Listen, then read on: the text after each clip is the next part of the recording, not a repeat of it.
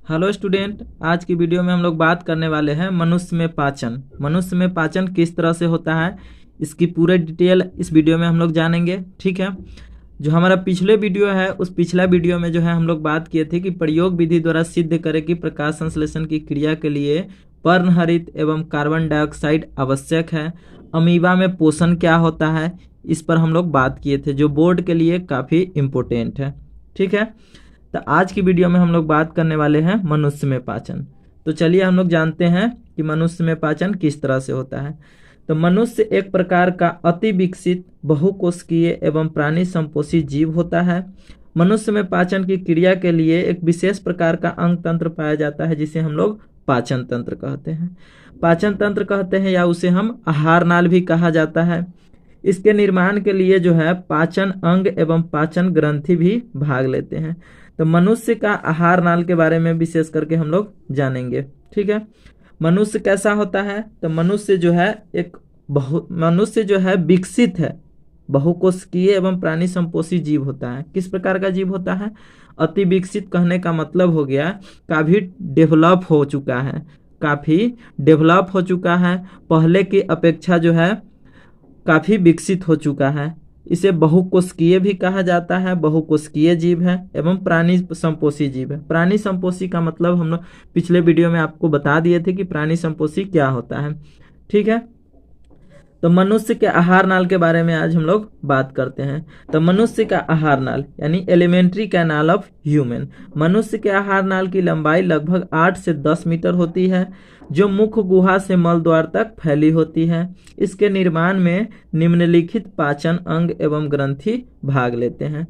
Question direct objective में आपसे पूछ देगा कि मनुष्य के आहार नाल की लंबाई कितनी होती है। तो मनुष्य के आहार नाल की लंबाई 8 से 10 मीटर होती है। एक ऑब्जेक्टिव यहाँ से आपका सोल्व हो जाएगा। इसे आप ध्यान जरूर रखेंगे, कॉपी कलम निकाल लीजिए, इसे नोट डाउन करते चलिए। ये आपका एक नोट्स बन जाएगा, काफ़ी बेहतरीन नोट्स है। ठीक है। आगे हम लोग बात करते हैं कि पाचन अंग क्या है, पाचन अंग कौन कौन है, इसके बारे में हम लोग जानते हैं। ठीक है। पाचन अंग मतलब डाइजेस्टिव ऑर्गन। तो पाचन अंग में मुख्य गुहा, सबसे पहला मुख्य गुहा, ग्रास नली, आमाशय, छोटी आंत। ठीक है। मुख्य गुहा यानी माउथ कैविटी या इसे ओरल कैविटी भी बोला जाता है। ग्रास नली ओइसोफेगस और आमाशय स्टोमक हो गया। छोटी आंत स्मॉल इंटेस्टाइन। ठीक है। उसके बाद जो है हम लोग देखते हैं कि मनुष्य के आहार नाल की चित्र किस तरह से है। देखिए मनुष्य के आहार नाल कैसा होता है। मनुष्य के आहार नाल जो है उसका चित्र है। मनुष्य के आहार नाल का चित्र आपको भी बनाना है, या आपके लिए जो है काफ़ी इम्पोर्टेंट है, बोर्ड में कभी पूछ भी देता है कि मनुष्य के आहार नाल का चित्र सहित जो है, उदाहरण सहित जो है इसको परिभाषित कीजिए। ठीक है। तो उसके बाद हम लोग देखते हैं कि मनुष्य के आहार नाल के सबसे ऊपरी पार्ट के हम बारे में हम लोग बात करते हैं। ठीक है। तो मनुष्य के आहार नाल में सबसे ऊपरी पार्ट जो है, देखिए इसे बोला जाता है जीभ। उसके बाद जो है जीभ के पास जो कुछ ग्रंथि होती है, जीभ होता है, उसके नीचे कुछ ग्रंथि होता है जिसे सलेवरी ग्लैंड भी बोला जाता है, यानी लार ग्रंथि। ठीक है। उसके बाद जो है मुख के अंदर क्या होगा, तो दांत होगा। मुख गुहा इसे कहा जाता है, देखिए। ठीक है। मतलब इस हिस्सा को मुख गुहा बोला जाता है। मुख गुहा में मुंह में क्या होगा, दांत होगा। क्या होगा, दांत होगा, जीभ होगा, लार ग्रंथि होगा, मतलब लार टपकाने जो अब लगते हैं आप, वही लार ग्रंथि। ठीक है। कहीं भी लार टपकाने लगते हैं, खाना देखे नहीं कि लार टपकने लगा। कि उसके बाद जो है इसे कहते हैं हम लोग ग्रास नली, या इसे फूड पाइप भी कहा जाता है। मतलब कि जो खाना खाते हैं, चबाने के बाद जो है, चबाने उबाने के बाद जो आप निगलते हैं, तो जिस पाइप से होकर के जो हमारे पेट में आता है, इसे बोलते हैं स्टोमक, आमाशय। इसे ही पेट बोला जाता है। मतलब जिससे होकर के पेट में आता है उसे ही बोला जाता है ग्रास नली। ठीक है। ओइसोफेगस या फूड पाइप भी बोला जाता है। नीचे की तरफ जो है आमाशय है। ठीक है। क्या है, आमाशय है। आमाशय के दाहिना साइड में इसे बोलेंगे राइट, मतलब दाया, इसे बोलेंगे लेफ्ट साइड। ठीक है। राइट साइड इधर होगा और लेफ्ट साइड इस साइड होगा। ठीक है। अब दाहिना साइड में जो है यकृत पाया जाता है, लीवर। कहीं कहीं पूछ देता है आपसे कि लीवर किस तरफ पाया जाता है, दायां तरफ या बायां तरफ, तो दाहिना तरफ पाया जाता है लीवर। ठीक है, एक पत्ती नुमा संरचना होगा जिसे हम बोलेंगे अग्न्याशय। ये सब हम अगले क्लास में जो है देखेंगे पूरा डिटेल में। ठीक है, उसके बाद जो है पित्ताशय, मतलब कि मनुष्य में जो बोलते हैं ना कि ग्रीन पार्ट जो होता है, मीट मछली भी बनता है, मुर्गा का ही देख लीजिए कभी होइएगा तो उसमें हरा रंग का जो होता है पित्ताशय होता है, उसे बोला जाता है पित्ताशय। ठीक है, पित्ताशय के बाद जो है हम लोग देखते हैं तो बड़ी आंत है जिसे लार्ज इंटेस्टाइन बोला जाता है। बाहरी तरफ जो है इसे बोलते हैं हम लोग लार्ज इंटेस्टाइन, यानी बड़ी आंत। ठीक है, बड़ी आंत हो गया। उसके बाद इसके अंदर जो है छोटी आंत होती है। मेन जो है खाना का पाचन जो होता है छोटी आंत में ही होता है। छोटी आंत से होते हुए उसके बाद जो है नीचे फूला हुआ संरचना होता है जिसे मलाशय बोला जाता है। मतलब खा पी करके जो पचता है भोजन, पचने के बाद स्टोरेज जहाँ होता है उसे फूड का, पचे हुए भोजन का जहाँ स्टोरेज होता है, ठीक है, उसको बोलते हैं रेक्टम। क्या बोलते हैं? रेक्टम या मलाशय।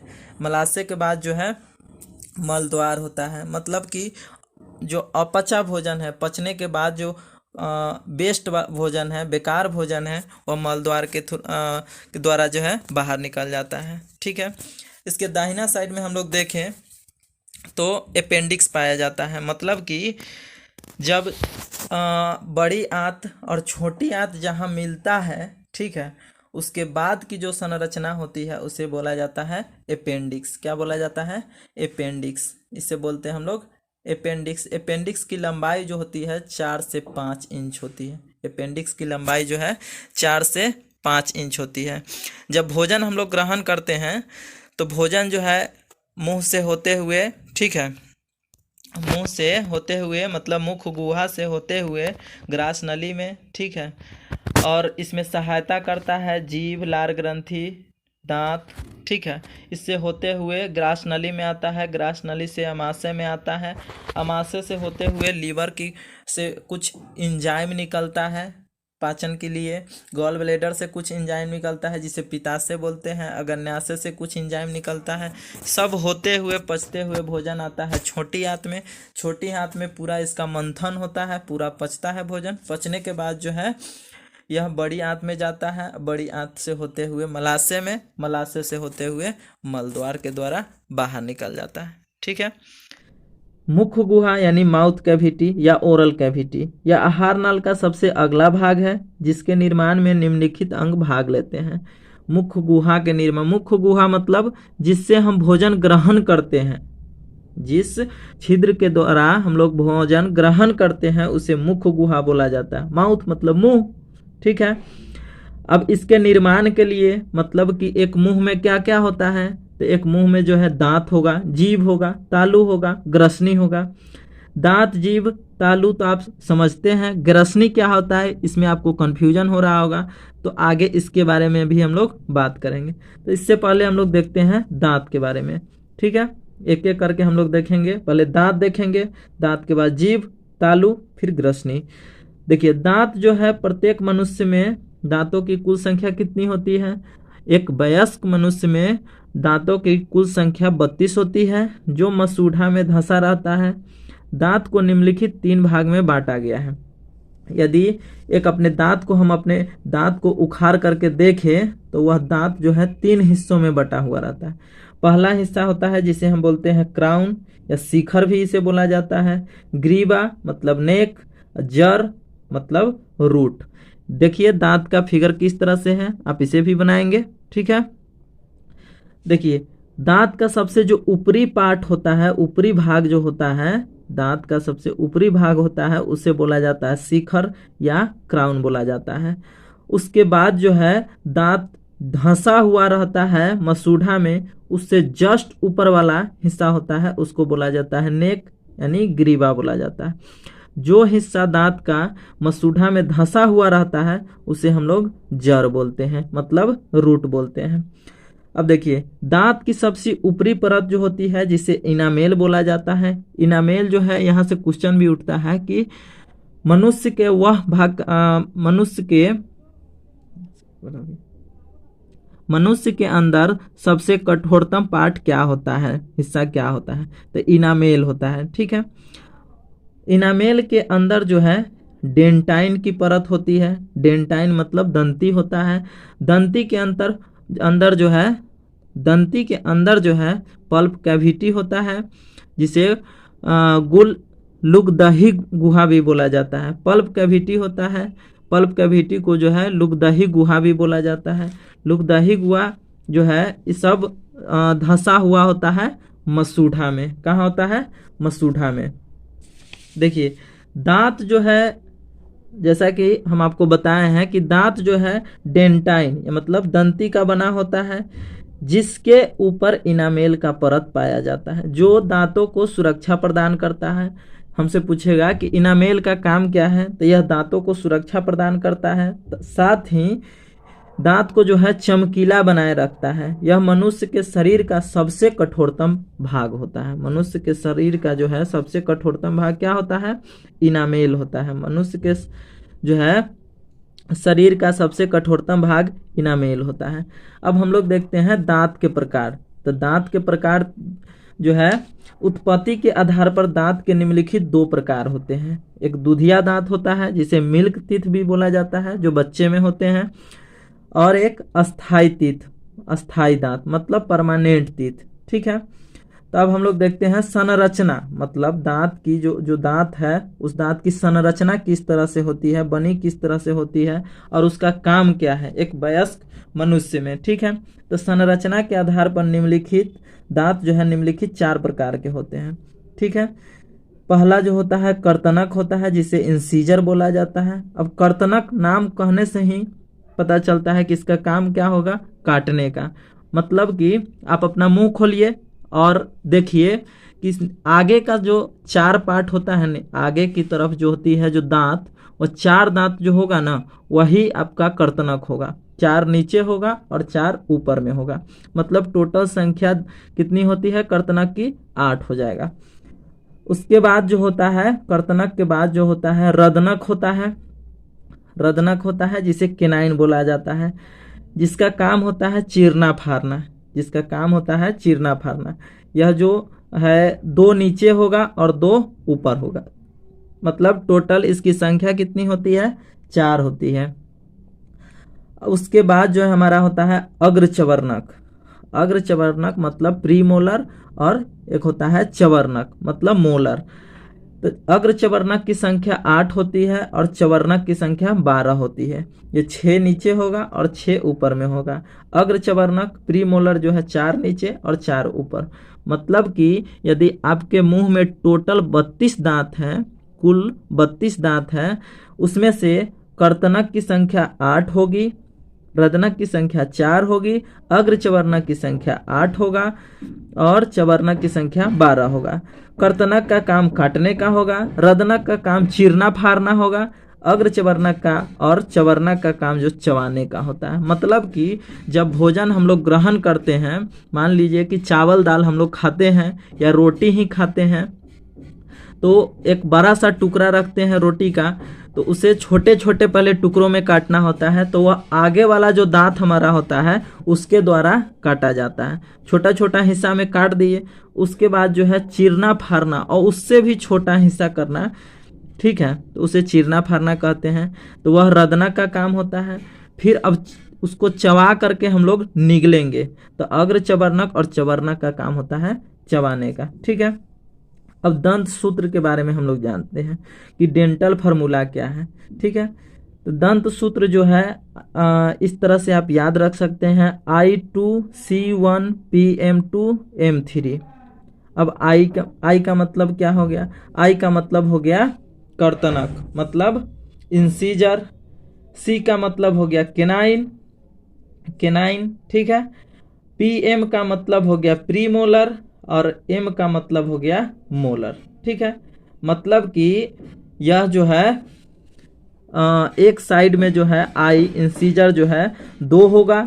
मतलब हम देखें अपनी दांत की संरचना, तो टोटल जो है 4 भागों में 4 हिस्सों में बटा हुआ रहता है, जिसे हम गलफारा के थ्रू भी समझ सकते हैं कि मतलब एक गाल की तरफ जो है कर्तनक की संख्या जो होगी 2 होगी, तो इसलिए ऐसा लिखा जाता है I2।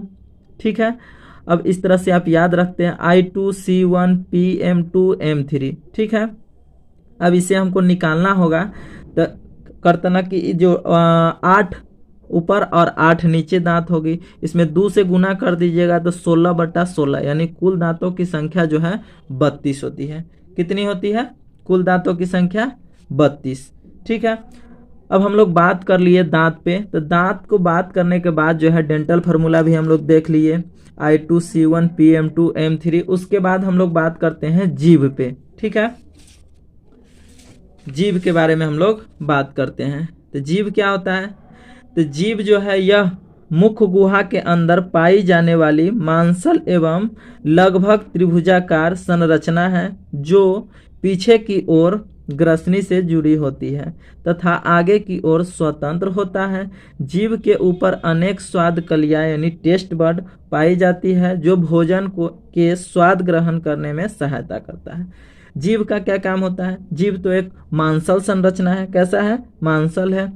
लगभग यह त्रिभुजाकार होता है, पीछे की ओर जो है ग्रसनी से जुड़ा हुआ रहता है, ग्रसनी से जुड़ा हुआ रहता है तथा आगे की ओर स्वतंत्र रहता है, फ्री रहता है। इसीलिए किसी का भी जीभ बहुत ज़्यादा चलता है। ठीक है, ज़्यादातर जो है लेडीज का जीभ जो है कुछ ज़्यादा ही चलता है। ठीक है, जवान ज़्यादा चलता है, जिसे जवान भी बोला जाता है। लेडीज का जवान कुछ ज़्यादा ही चलता है। ठीक है, अब इसका काम क्या है? तो इसका काम है कि जब आप खाना खाते हैं तो कहते हैं ओहो काफ़ी तीखा है या तीखा खाना है, काफ़ी टेस्टी खाना है, खाने में काफ़ी मज़ा आ रहा है। तो कैसे पता चलता है? उस पर स्वाद कलियाँ पाई जाती है, टेस्ट बड पाया जाता है, जिससे आपको पता चलता है कि भोजन का स्वाद कैसा है। ठीक है, उसके बाद हम लोग देखते हैं तालु क्या है। तो तालु जो है मुख गुहा के ऊपरी भाग को तालु कहा जाता है। आप अपना मुंह खोलिए और ऊपर की तरफ उंगली कीजिए मुंह में। ठीक है, तो ऊपर जो है एक हार्ड मतलब कठोर जो होगा संरचना होगा, उसी को बोलते हैं। जैसे आपका जुबान ऊपर की तरफ जाता है, नीचे जाता है, तो ऊपर जिस हिस्सा में वो सटता है उसे ही तालु बोला जाता है। ऐसे तो आप जानते ही हैं कि तालु किसको कहते हैं। ठीक है, खुद ही ज़्यादा कुछ समझदार हैं आप लोग।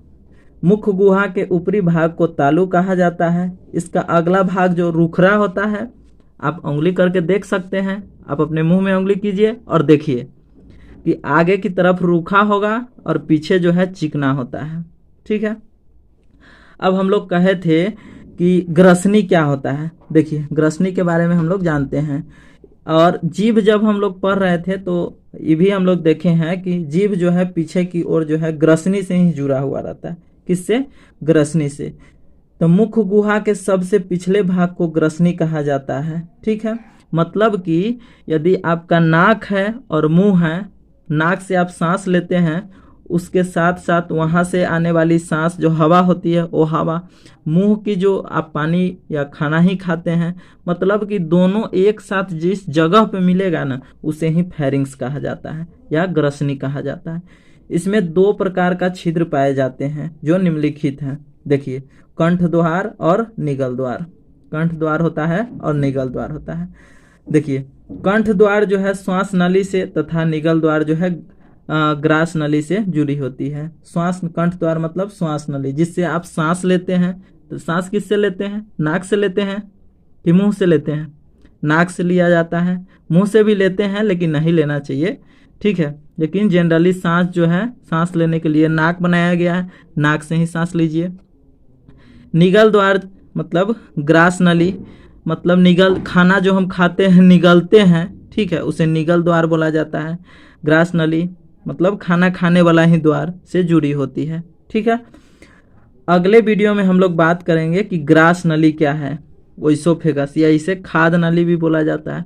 फूड पाइप मतलब खाना जो खाते हैं वो किस पाइप से होते हुए हमारे पेट में जाता है, उसके बारे में हम लोग बात करेंगे।